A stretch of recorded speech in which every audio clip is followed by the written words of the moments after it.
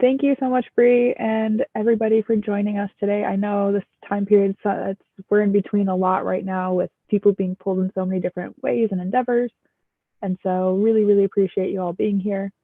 Just want to quick do a virtual land acknowledgement and just say that we acknowledge that we live, work, and learn on the traditional lands of many Native and Indigenous tribes across North America, and we want to acknowledge the past, present, and future impact that we have on these communities and on an Indigenous way of life in the lands that we inhabit.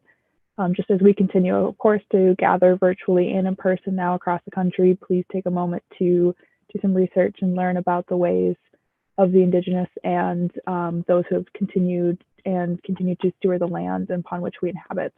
So we have some really great links on our website itself, but um, one thing too that speaking of websites, great transition that we have going here is a lot of, we've been listening to you in the STEM Advocacy Institute, and one of the big things that has come up is just the impact that our websites have for our programs and our initiatives, and just as it's your brand, it's the face of what people see, and so today, we're super excited to have our own Brittany here today with us to talk about the impact of websites and run a little workshop on just how to get our websites up and going.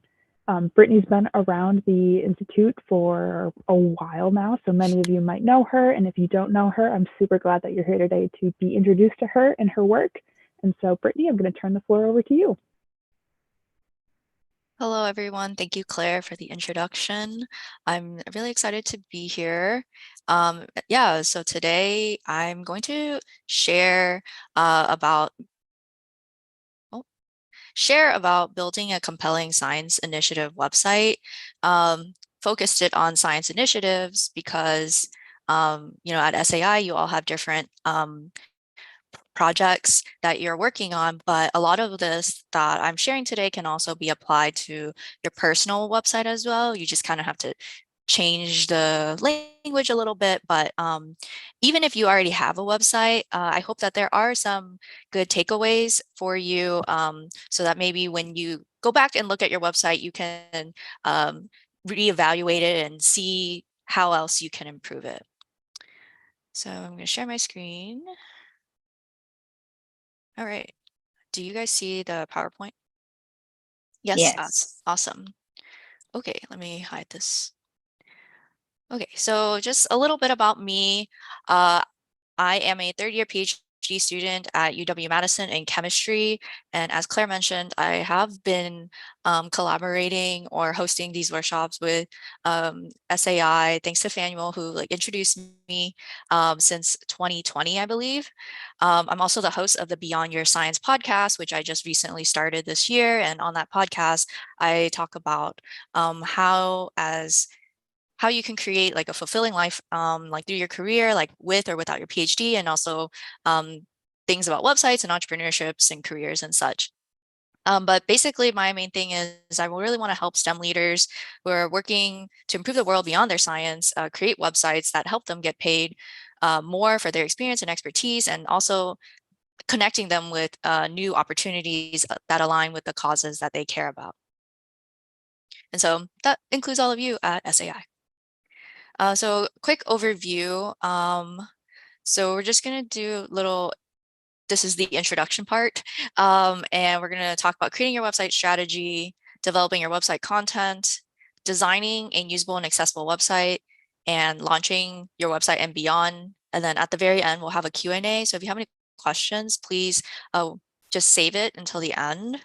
And I'm going to share this. Oh, where's the chat? Okay, I'm going to share this link. This is a link to the workbook that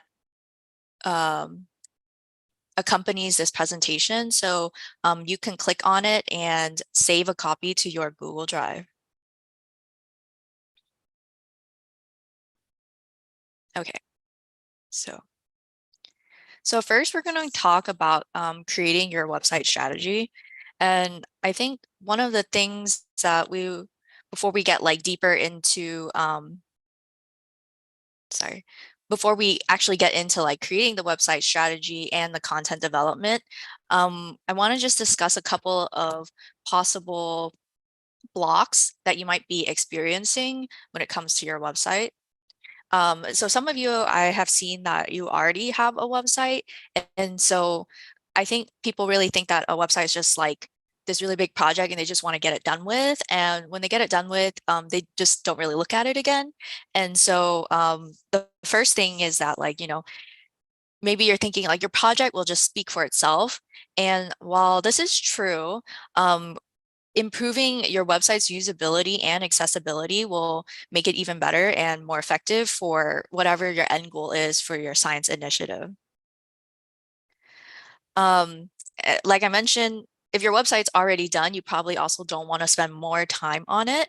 Um, but at the same time, if you've had your website for a long time now, you might have noticed that there are some areas where your website could be improved, and there are ways that you could leverage this, leverage your website to improve your current processes.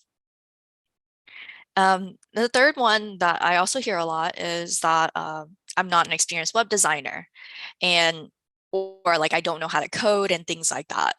And so in actuality, with website design, you really only need like a couple of small tweaks that can make a really big difference. And there are also a lot of resources. Oh, it says recording stopped. We do not need to have it recorded since it's being live streamed, so we are good to go. Sorry, Brittany. Okay, yeah, just wanted to double check. Um, and so you only need a few small tweaks that can make a big difference. Oh, right. And also there are a lot of um, tools out there, a lot of tools and resources that can really help you speed up the process of creating your website without having to code. So before we move forward, can you guys y'all share in the chat if any of these resonate with you? You can just type like 1, 2, or 3.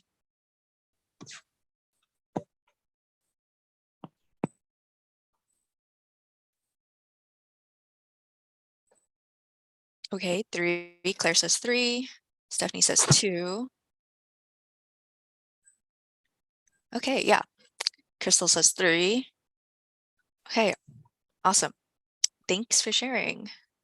Okay, so now the next part we're going to move into is our website strategy, which I have acronymed PUGS. So this is kind of related to the pre-work, but did y'all get a chance to look at the pre-work or listen to the podcast episode? Can you let me know in the chat? No?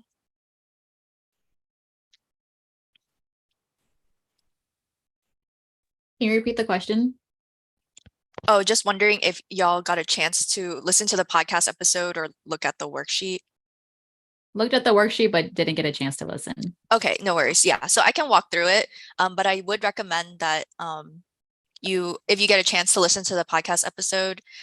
So yeah, the podcast is Beyond Your Science, and this is like the very first episode. And in that episode, I talk about creating your website strategy. But the short of it is that in your website strategy, it's really important to keep in mind your purpose and your users and your goals. And the main questions that kind of guide these 3 areas are: your purpose is like, why are you creating your website, and how do you envision your website to help you towards your goals?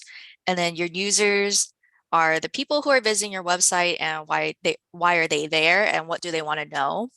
And then finally, your goals are determining like what success looks like for your website and how you're going to measure that. And in that episode, I talk like more specifically about how I like did it and for the beginnings of my website. But to just quickly summarize, in the example for my website, the purpose of my website now is to just share about my resources and services to graduate students and early to maybe mid-career STEM professionals and academic entrepreneurs. And so that kind of fulfills like the purpose and the users. But my goals right now, they used to be tied to like financial things, like, oh, I want to, get this many clients or whatever. But now it looks a little bit different. So if you listen to a podcast episode, I go more in depth in that. But these are just a couple of things in mind. And also in the worksheet that I just shared, we can think about that in the next couple minutes. So before we share, maybe let's does everyone have the worksheet open? The one that I just sent in the chat? Yes? Okay. All right. So I'm going to stop sharing for a little bit. And let's just take like the next 2 minutes to kind of maybe just brainstorm or jot down what your like a blanket like purpose statement and like who your users are and what your goals are for your website. I imagine that I think y'all do like the logic model still. And so I think the logic model helps a lot with this kind of defining this. So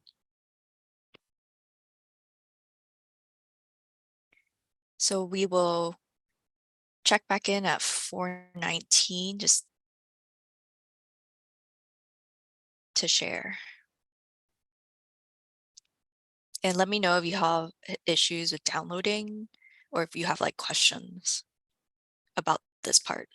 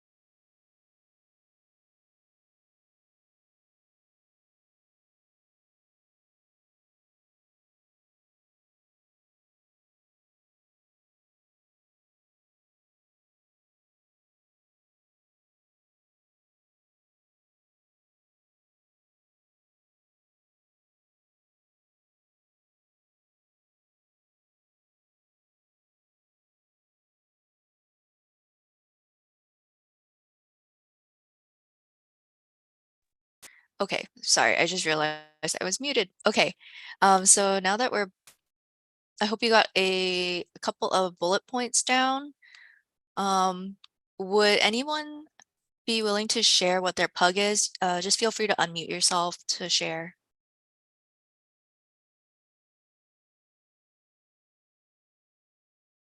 I'll share. So my purpose of when I first created my website was to kind of serve, also this is Stephanie speaking, to serve as a portfolio and just to kind of like, I don't know if like, kind of like prove that I'm hireable or like prove like, here's all the shit that I can do and that I'm capable of doing kind of thing. And then for users, people that are visiting my website are mostly just other academics. So other grad students or like, faculty or staff. who are looking for speakers, workshop leaders to network or for mentorship. And the goals, I guess my goal now though is getting more clients or like more work, essentially, getting hired to do more opportunities or whatever. Okay, thanks, Stephanie, for sharing. Yeah, it sounds like when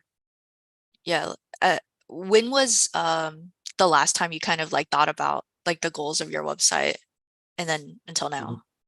I first did my website as a grad student, and then right before I was about to graduate last year, I like revamped it.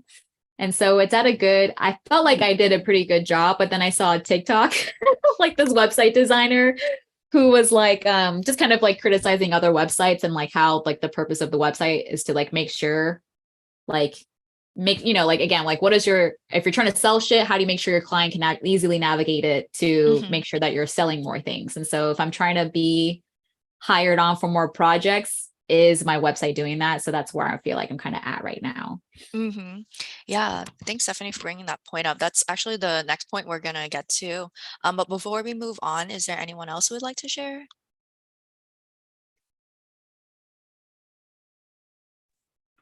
I can share. I think I resonate with Stephanie as well. For me, my website, well, I haven't really published it, but I really want it to be a place where I can showcase my portfolio, maybe find collaborators or find clients or future employers. And yeah, my users, I envision it to be editors, colleagues, people who are also interested in science communication. And I think I would see my website as a successful website if I get contacts from people through my website, if people search for my name and that's the first thing that they saw. I think that's successful. Okay, thanks, Crystal, for sharing. Yeah, so it sounds like one of the big goals of the website is like to get people to get in contact with you or your initiative. And so leading to the next part, we want to talk about like constructing your user's journey on your website. And so what this really means is understanding like physically what are the things they need to see and in order for them to get to that point and where they make a decision. And I think the main thing that, or like a very common mistake that I see is that when people are talking about their users, they kind of just broadly define it as like a large group of people, or they say it's like everyone will be visiting my website. Of course, there will be a lot of different people visiting your website, but when you're thinking about your user's journey, you want to think about like the very specific one or two users that will be like the main people that you're trying to appeal to. And so whether it's like your clients or like other nonprofits or things like that, having like a really clear idea of who those people are and like what they're looking for and being able to like answer that within a couple of pages on your website will be the most effective. And so sorry, I'm just trying to move this.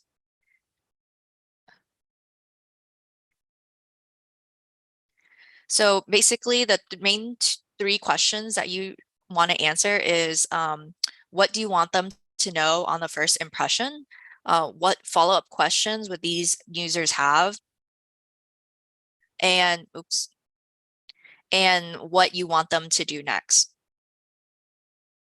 And so before we do the little exercise, I'll just give an example for mine. And so for my website, it's brittanytrinh.com. My main two set groups of users would be the STEM grad students who are third year and beyond and new PhDs. And so for these users, I would want them to know that I help them build their websites. And the follow-up questions that they might have would be resources, like what are the free ways that they can learn how to make their websites. And then the main thing that I would want them to do next is find my podcast and or signed up for the website workshop, which is designed to help them build their website. And then the second group of people that I want to target or appeal to would be the early mid-career STEM professionals or academic entrepreneurs who have already had a website before, at least for a year or so. So I want them to know that I can help them redesign their website. And for them, their follow-up questions would be like, what do my services include? Oops, the light just went off in the room. What are examples of my previous work? And then for them, I would want them to fill out an inquiry form to discuss how we can work together. Okay, so we're going to do, again, the same thing. We're going to take maybe the next couple minutes. And on the same worksheet, there is a section where you can construct your user's journey. So I guess in the interest of time, let's just focus on maybe just one user and then just think about those three things. So we can reconvene in 4:29.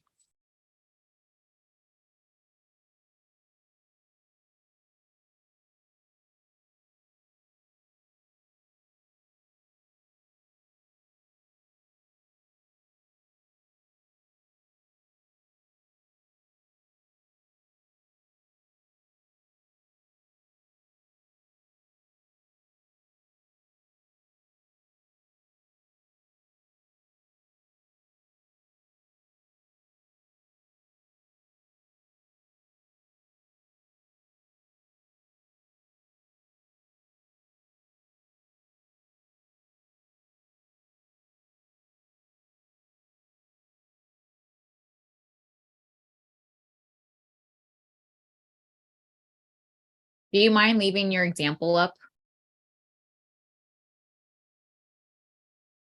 Oh, there you go. Okay, thanks.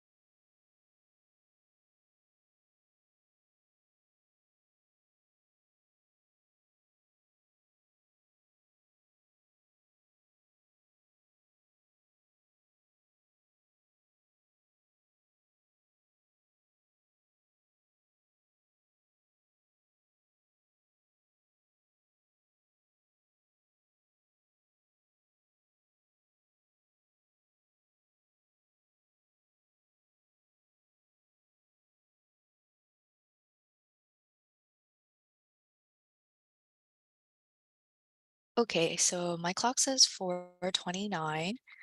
So let's reconvene. All right, again, would anyone like to share their user journey for at least one of their users?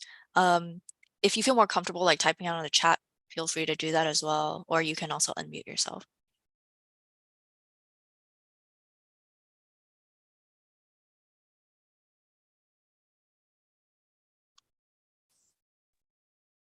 All right, so I put academic faculty. Their first impressions of me, that I can train them or their students on how to be a better communicator, or I can produce videos about their work. Follow-up questions they might have, or maybe what are my qualifications and what services do I offer? And then what I want them to do next is to hire me on as an expert trainer or producer. Mm-hmm. Yeah, and when they hire you, is there a process? How do they email you, or how would that work? Yeah, I have a contact form right now that lays out exactly kind of what are your intentions? What is your Okay. what are your, what's your website? Giving me more background information Mm-hmm. on what they're wanting to hire me for, Mm-hmm. or Yeah. work with me or collaborate with me for or whatever. Okay, great. Thanks for sharing, Stephanie. You're welcome. Would anyone else like to share? If not, we can also move on.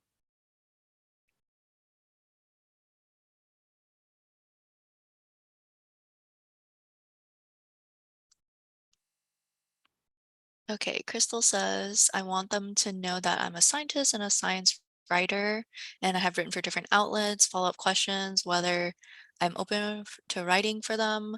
And of course, next is to like contact her. Yeah, great. Yeah, and so it's really important to keep this in mind because when you know like what you want, like your first impression and what the follow-up questions are, that really helps define like all the other things that we need to um, create when we're developing like website content.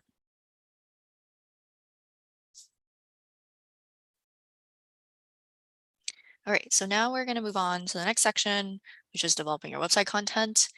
And so for developing your website content, I really see it in, I think, like 3 or 4 steps. And we're kind of just going to do this like really quickly. And in the workbook, the sections are broken up for it. And so the first step is to kind of brainstorm everything you want to include. And I would suggest that when you do this, you just put like quick bullet points. I think maybe in the interest of time, maybe this is something that you can like go back to do. But once you have kind of gotten like a good sense of what you need on your website or what you want to include on your website, the next part would be to sort the items into the relevant pages that would make sense for your users, and then taking those items and organizing them into sections. And so again, if you look at the workbook, there there are like the columns for that. And so one of the things that comes to mind is like when you think about like how you want to divide out your pages, you have to really think about again your users and like what type of terminology or words they would use when they're looking for things. And so for example, something that I notice a lot is like when people are creating a like an academic website, like a research website, to for like the job market or things like that, they will just have a tab that says like papers or publications, but like it's just like a list of papers, right? But that's not necessarily what someone who is looking to hire like is gonna go look at just like the paper section. Maybe that would be something that's like better incorporated into like the research section. And so like when you're thinking about like a science initiative website, like um for example, testimonials is one thing that I see a lot. Like there's just a page for testimonials. But people don't typically just go to a page to like read testimonials, but testimonials would be better like supported, would better support something under like your services page or like your program page. Like if you have a page where you talk about like your science initiative and like what you do, then and like the impact of all that, adding the testimonial like somewhere in the middle or the end of the page can really enhance that page a little bit more. Because then it's like, well, they're already on there. And so like a natural question would be like, well, like what do like real people say about this, right? So that's just an example of thinking about like what makes sense where. And then finally, the last step is to develop the content out by writing out the actual website text and then also gathering the relevant images, links, and videos and other media and things like that. And this is the longest step. And it's really important to actually spend the time to write out the actual text that you want to have, because then you'll know exactly like how long or how big it is and what that would look like on your website builder.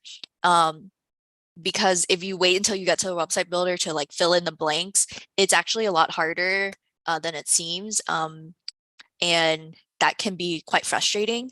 And so what I recommend is like doing it in like the Google Doc or some other method. And so again, in that workbook, I have an example outline for this is specifically for science initiatives, but you can also adapt it for a personal website if needed.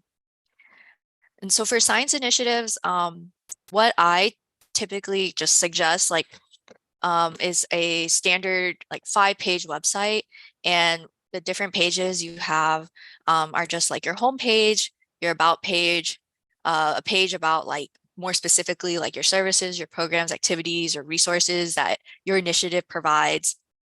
And then something like a news and events, just to keep people updated about like what you're doing. And then also, of course, a contact page. And so, of course, like these are just suggestions. It can be a little bit larger, but a little bit smaller, just depending on how far along you are in your science initiative. Although, again, my main recommendation is like, for example, these pages are the pages that you would see at like the top of a website, which is the navigation bar. So I would keep it to like the most important things that you want to see. Of course, you'll have like a lot of like supporting pages and things like that, but it's really important not to have like 20 things in that bar, just because it's crowded and it can like just be kind of confusing. And so being able to streamline can really help your user navigate your website a lot easier. So I'm not going to like read all these upcoming slides word for word because it's also in the website workbook, but I'll just explain kind of like the overarching goal of the pages. So for your homepage, the main thing is you really want to inform your users about your initiative and get them interested enough to learn more. And so this goes back to like the first impression question. You really do just want for them to know just like the the elevator pitch of what you're doing. And also if there's something really important you want them to see, that is something that you want to include on the homepage. And so for example, on my website, like I mentioned, I wanted grad students to find my podcast. And so if you go to the homepage of my website, you'll see that the podcast is on the first page. I think it says something like recent podcasts and blog posts or something like that. And then for the example of Crystal, since you are a science writer and you've written for other outlets, maybe something that you could include on your homepage would be like featured in like this news outlet, or you could show like this is like a featured post that you've written, and that would be something you want to show off like immediately. And so like I mentioned, I'm not going to read all of this. But the last thing I want to emphasize is that the homepage should also have some type of like direct link on how to get involved. And that could be, for example, like in the case of like Stephanie and Crystal, which just be like, are you looking for a like science communicator for your workshops or a writer? Like contact me. And so like everything is already there on the homepage. Like for someone who's like very eager, that's what they'll do. So that's also very important to include on the homepage. And I think the thing that people are concerned about is like, what if it's redundant? With websites, I don't think that's an issue. Like if you think about when you're online shopping, for example, there are like buttons everywhere. They're always trying to get you to buy. And that's like the same thing, like same concept here. It's like the redundancy doesn't matter because the end goal is like you want them to engage with your initiative in some way or support or contribute or contact you, right? And so you have to make that like pretty clear. And you're providing a lot of different touch points for it. So for example, if you look at my website again, right, it's on my homepage, I have, there's a podcast. And then of course I say there's like a podcast link in the navigation bar. And I think also in my in the actual podcast post, it links to like the Spotify or Apple podcast. So like I'm always like trying to direct people over there so they can actually like listen to it. But yeah, that's just something to keep in mind. Don't be afraid to be like, contact me, I can help you, a lot of times in the appropriate places, of course. Then on the About page, you really want to persuade your users about the value of your initiative so they can get involved and contribute their resources to support your efforts. And This one is really about crafting your story about the why and how about your science initiative, or just like your background and how it led to where you are today, and like why you're so motivated to contribute to this field, and also like what you want to do moving forward. I think that's also very important, and something that people can miss sometimes is that they just focus on what they've done in the past, but they have not talked about or mention like the stuff that they want to do moving forward. And so I think this just kind of goes back to like, if there's something that you want, you kind of have to make it known that you want it. And so, for example, I had a previous client who was a science writer, but she was writing for like small blogs and things like that. But then she did get like a triple AS fellowship, science writing fellowship. And she, I think, wrote like one article for them. And she was like, I have a couple more coming up. And she was very, she wanted to like feature like all the old stuff as well. But I think at that point, after talking to her, you know, it sounded like she wanted to do more stuff like the AAAS fellowship.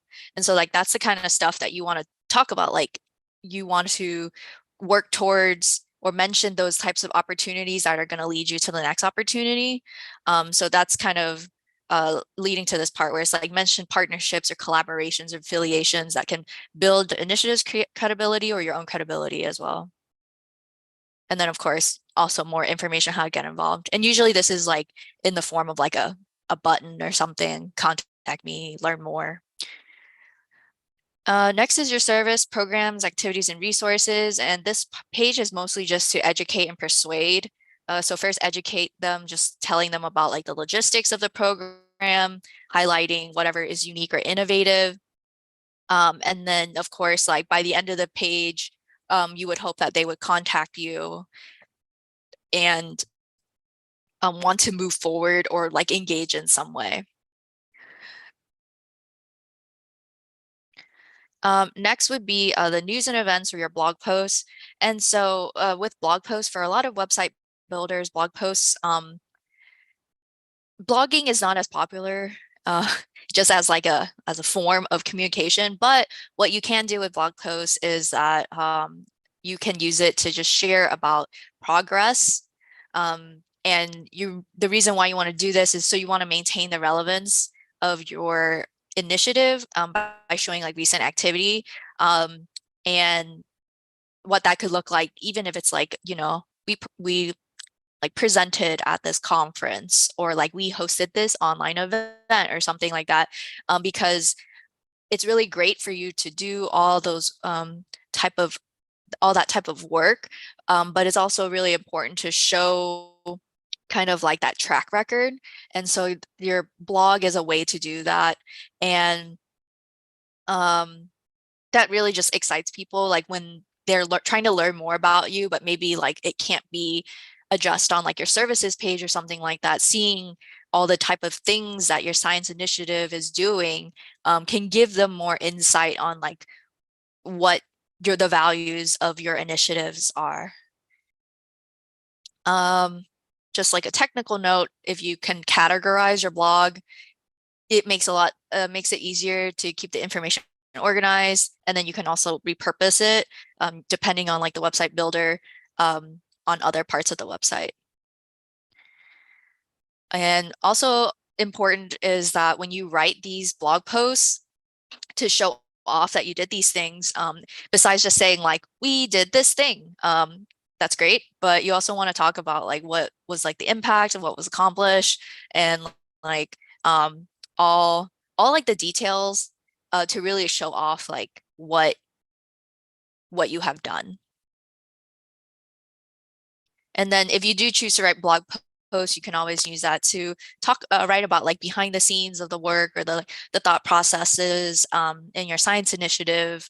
And that again is just like another way to build your reputation and establish your values of your science initiative. And finally, the contact page. For the contact page, the goal is to receive high quality contacts and interactions that will progress the goals of your initiative. And so what I mean by high quality contacts is that like when someone is contacting you, they are like a credible lead. It's not just like just random people who are not going to become like a potential client or something like that. And the way that you can do this is by, of course, like providing all like the contact info and things like that.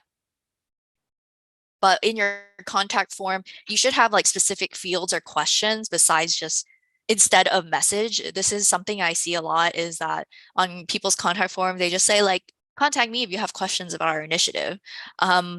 But sometimes this can lead to like very vague questions, or just like not, it's just not helpful, and it can end up being like a time sink. And so when you ask like the specific questions ahead of time, especially if your project requires like some type of intake, and you want to make sure that people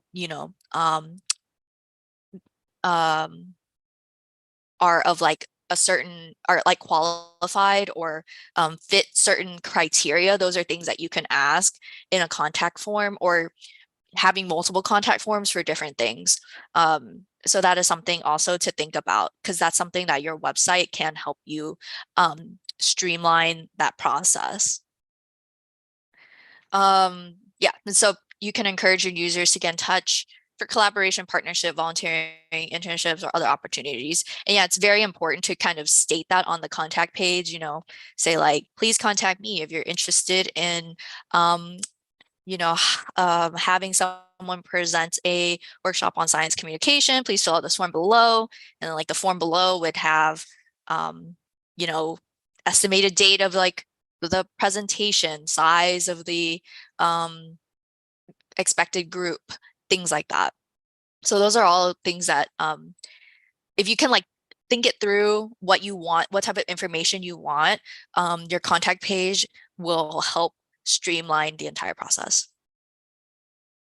And then also provide clear directions on the next step, which is just to say that, let them know when you will get back in contact with them, whether it's within 24 hours or 3 business days, a week, etc. So I know that was a lot of information. And again, I just want to reiterate, a website workbook is there for you to kind of just guide your thinking in terms of like what could work on your website. If you already have a website, I hope that just maybe some of that, just take what is helpful, and see, what you can implement. And so the next part is just like reviewing and editing your website content. And then once you're done with all your pages, just go back and ask yourself, does the content you have like make sense and flow well for the user that you have in mind? And if not, what can you add or remove? And then finally, just to remember to infuse your voice and passion and vision throughout your website so you can attract the right people and group to support and contribute your science initiative. Claire, how are we doing on time? It ends at 5, right? Yep, we have about 12 more minutes, but Okay. we could go a little over if needed. Okay.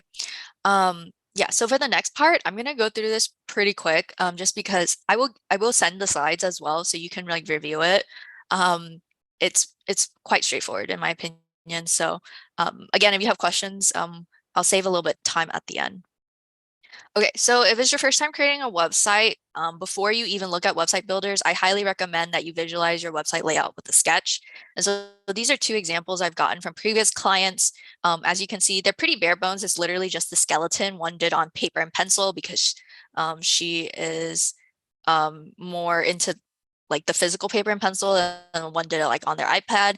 She literally wrote blah, blah, blah. Great. But it helps just kind of see the structure, the skeleton. And then next is just choosing a website builder that fits your needs. And these are the 3 most common one. And my general recommendation is just for those who are starting out or never had a website before, or you're constricted by a budget or something like that, and you just want like a free website, Google Sites is pretty good. It's like solid for what it is. And then after you've had a website for a year or so, you can think about upgrading to something else. And then the other thing I want to note is that WordPress.com is different than the open source version, which is WordPress.org. So WordPress.com does have a free version. So if you like blogging, I highly recommend that one. And then also there's Squarespace, which is also very popular. And it's pretty visual and it doesn't require coding. So this is like for a range of budgets. Next is you really don't need to start from the beginning or know any code to design your website. And you can use a theme or a template, which is just a preset framework that someone else has designed. And so some themes build in more flexibility, build in everything for you, and some provide more flexibility. And this just depends on the platform. And so when you're looking at templates, again, focus on like the skeleton or like the shapes and like positions, the layout of things instead of like what is actually the content. Because of course it's just filler content. And so these are just a couple that I found. Like if you want something more grid-like, maybe this would work. If you want to if you were trying to feature like your science writing or something, maybe like these little boxes here could be like, here's like an article that I wrote for this outlet, and here's a different outlet, and here's a different outlet, or whatever. Or if you're like trying to like say like show how like about your like different services here, this type of theme could be good for saying, I'm a science communicator, and then giving a little bit more information, and then also just putting like a contact me or whatever. So there are a lot of themes out there and it can kind of get overwhelming. But this is why if you already have a sketch ahead of time, it makes the theme searching a lot easier. Next is selecting a simple color palette. I'm not a brand designer. I do like colorings and like fonts and things like that. But visual branding is out of scope for this presentation. But what I generally would recommend is just for simplicity, choosing a background that's white, a text that's like a dark gray or almost black, and then choosing an accent color or maybe something complementary. And so, for example, this is my color palette that I use for everything, which I've also used for this presentation. And so, as you can see, it's black, white, and this like navy and teal.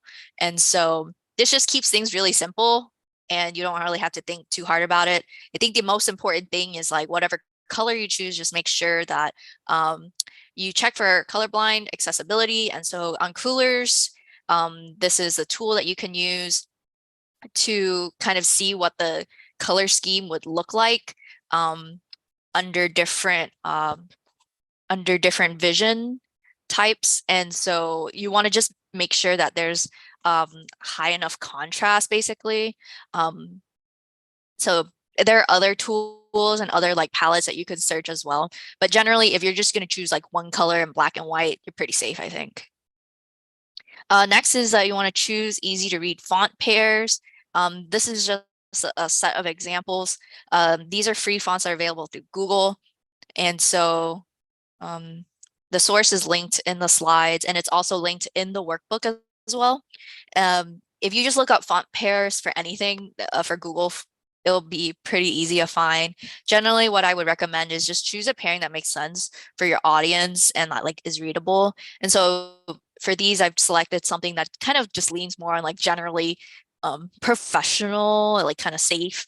But of course, you can find something that maybe has a little bit more flair or like is more techy or whatever it is, depending on what your like initiative is. So if your initiative is like geared towards kids or something, for example, I would not use any of these because these are like too like classic looking. I would probably choose something a little bit more fun, more kid-like.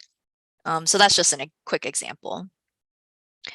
The other important thing is that when you're designing your website, you want to use like the font sizes to show hierarchy, and a lot of, this is very similar to like when you're writing a paper, right? Like your main topic is H1 and then like the subtopic is H2 and maybe like a couple of things are H3 and H4.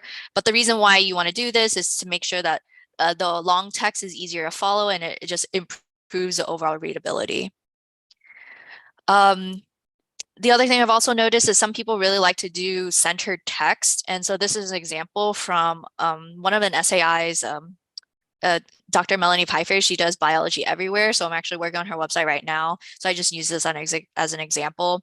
But large blocks of centered text is not great because it's hard to follow like where the the line is, like if you were to skim.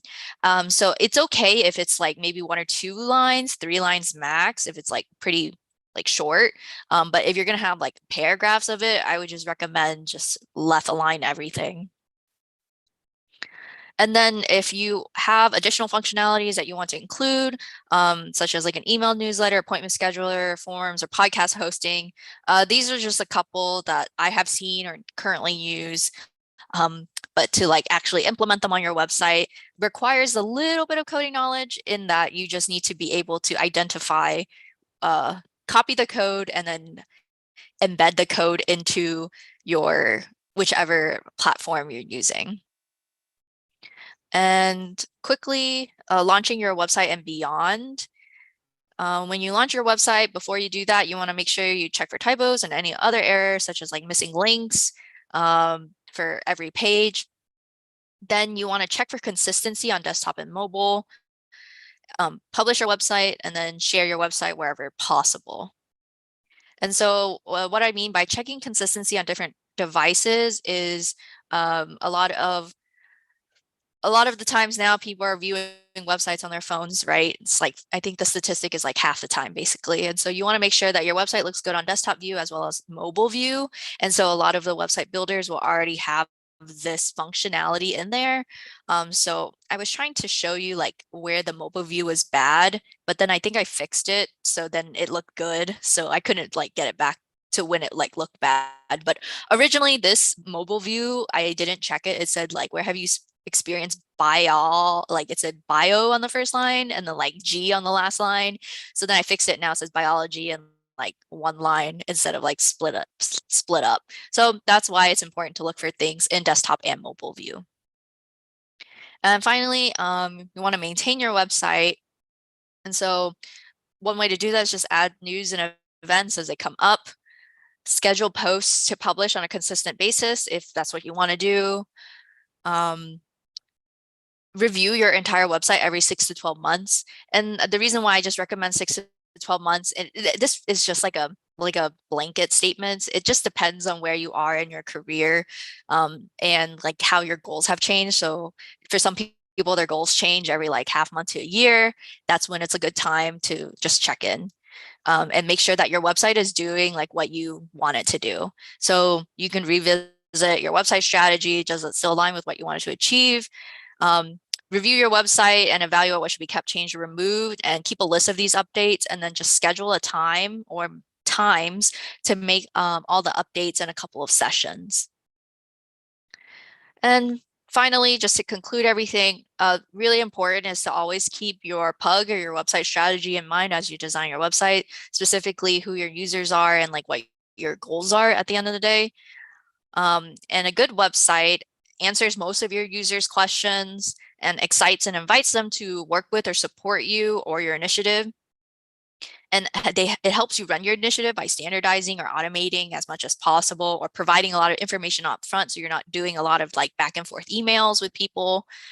And then and the last thing I always mention to everybody is like, your website is always a work in progress. And so, you know, we will always feel like, oh, we want to like change XYZ on our website. And even I have a lot of things that I want to improve and fix on my website that I haven't done in a long time. But the important thing is to focus on the things that are the most important needle movers, or the most important to who you want your users, who your users are. Yeah. And finally, please connect with me on LinkedIn. Yeah, I would love to connect with all of you. And that's all I had. So if we have any questions, I'll be happy to take them now. And thank you all for listening and participating.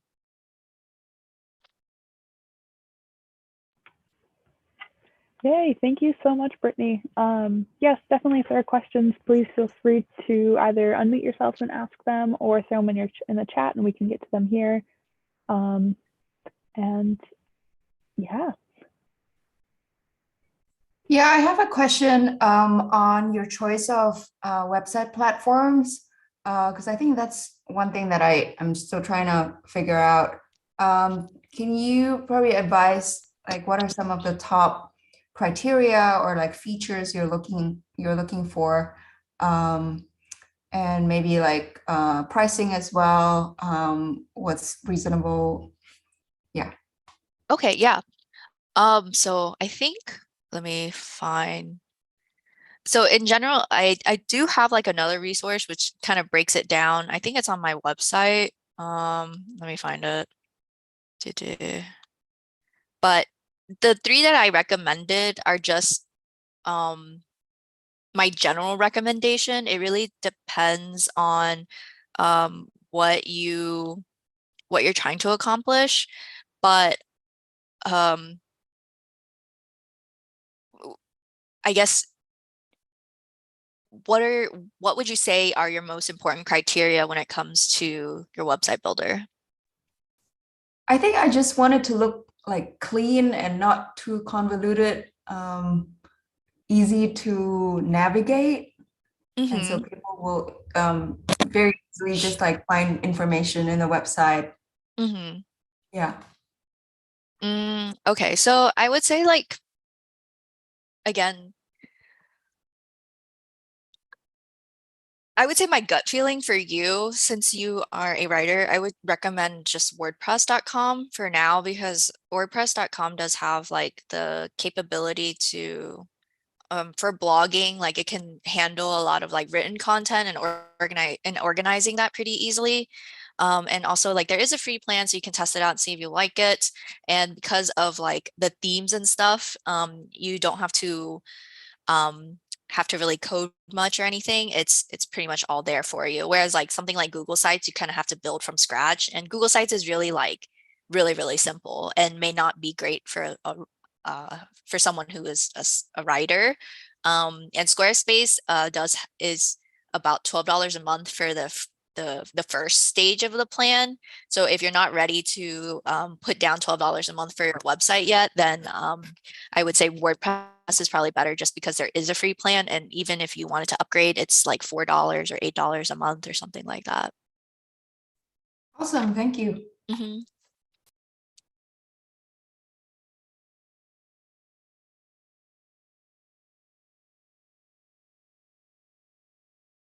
Other questions?